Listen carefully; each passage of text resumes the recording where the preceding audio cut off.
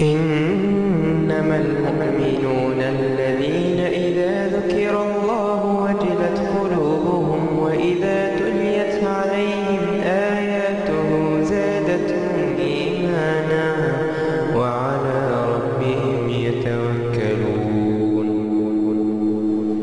إذا ذكر المؤمن الله عز وجل في لحظة صفاء يشعر بقشعريرة حقيقية هنا، أنا أقول هنا في هذا المكان في هذا القلب.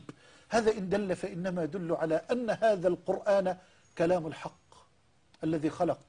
سبحان الله العظيم. هل استطعت أن أوصل لك ما إنما المؤمنون الذين إذا ذكر الله وجلت قلوبهم. لهذا علامة وجل حقيقي، وجل قشعريرة، أنا أخاف، هزة في القلب، أن أحب وأن أخاف.